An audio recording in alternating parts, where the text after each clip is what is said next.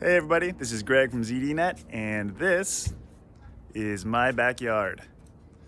I live on a 42-foot ketch-rigged sailboat named Macondo. It's a Pearson. It was launched in 1982, and I live aboard, believe it or not, with my wife and two little kiddos who are 2 and 5 years old, going on 5 any day now. He doesn't let us forget that. And we also work out of the boat, and during the pandemic, we've also been going to school out of the boat. So there's been a lot of boat stuff, and I'm gonna give you a little bit of a tour to show you what our setup is like and how we're kind of stitching that together and making it work with some kind of semblance of practicality or survivability or whatever you wanna call it. But we're hanging in there, and it's actually been kind of a cool time together on the boat, so let me show you the digs. Okay, so there's a little bit of a problem of perspective here because on this dock you can't really get very far back, but there she is. This is Macondo. There's our 2 masts, there's our stand-up paddleboard and our kayak, some bikes on the side, which we're using as our side dock as a garage, and incurring our wonderful dockmaster's occasional good humor and patience and never ire. Thanks, Kelly. But here's the digs. This is the boat. It's 42 feet long. And this is the cockpit. It's covered right now with this little awning, but we hang out in here a lot. It's a really big cockpit, which is cool because obviously on a boat space is tight, and we spend a lot of time out here hanging out. There's our barbecue, there's my son's fishing rod, and yeah, so that's the outside. The way it works here, you can see this apartment complex in the back. Oh, I'm obscuring it with a whole bunch of boats, and you probably can't see it through the rigging.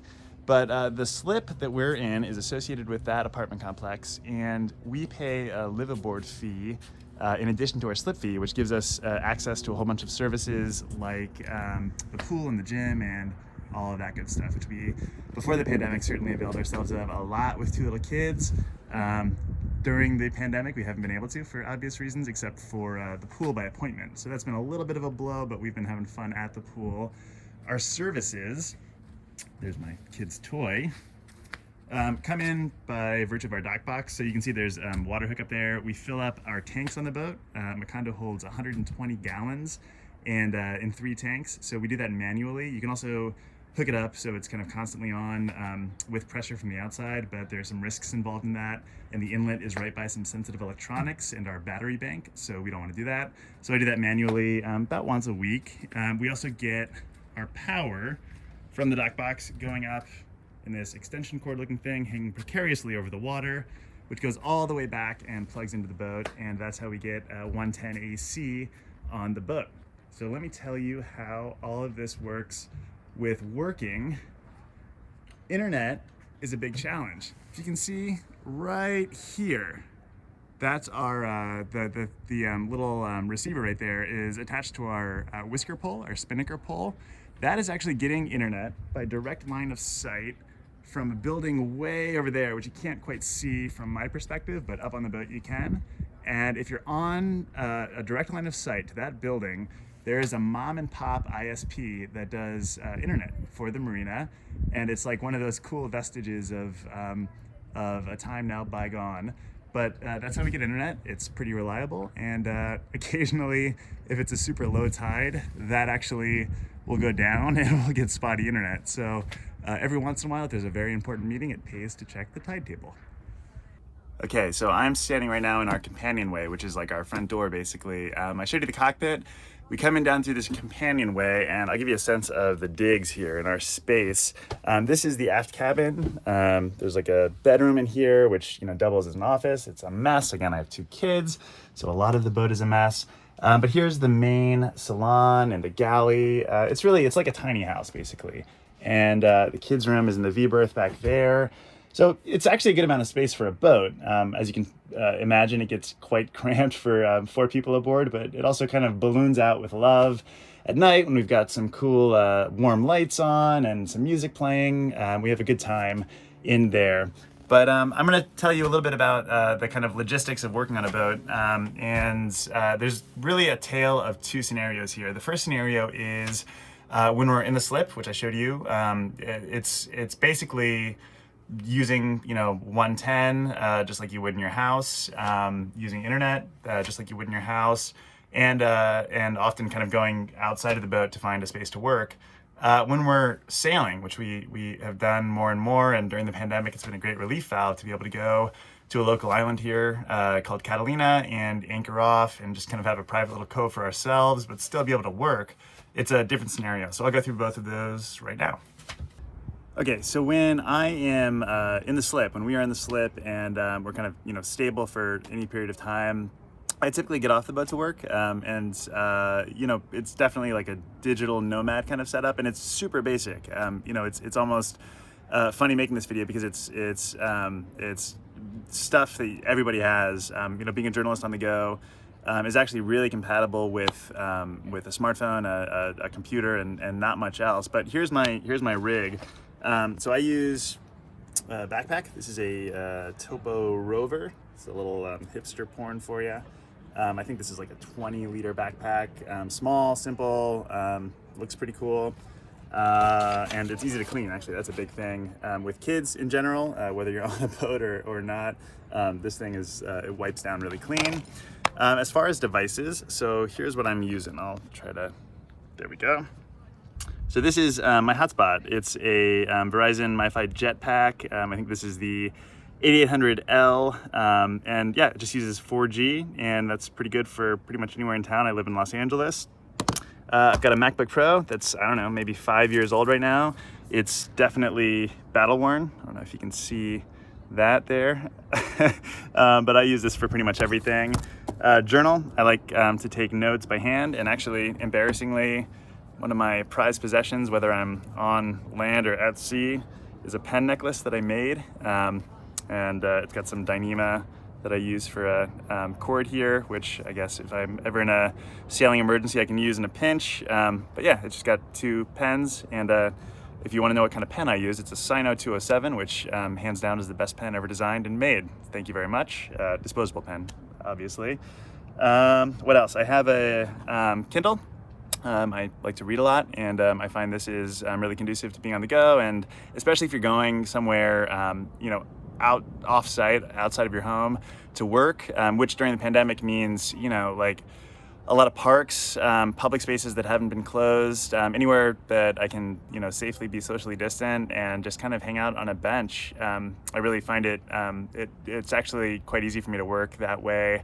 I almost enjoy the kind of stream of life happening around, and the occasional disruptions help me get stuff done, which I know is not the case for everybody, but it works for me. And a book is a cool thing to have during that outing, just in case there's downtime and you find yourself with nothing to do, which during a pandemic is increasingly frequent. So that's my rig on kind of land when I'm off the boat. But as far as making the same kind of setup work with the boat, there's not a ton that goes into it, but I'll take you through the setup real quick, just so you can see some of the logistics that go into it. Okay, so when we are, sailing, or, when we're at anchor, I should say, after we've sailed somewhere and we're going to be there for a while, and we got to get some work done to fund this whole madcap sailing adventure, we have to work on the boat and kind of use what we have available to us. So I mentioned Catalina is kind of the place we've been sailing most. It's a local island. It's about 30 miles due south of Los Angeles. And it is nice because it actually has LTE on the island, so we can actually pick up a good signal on the island.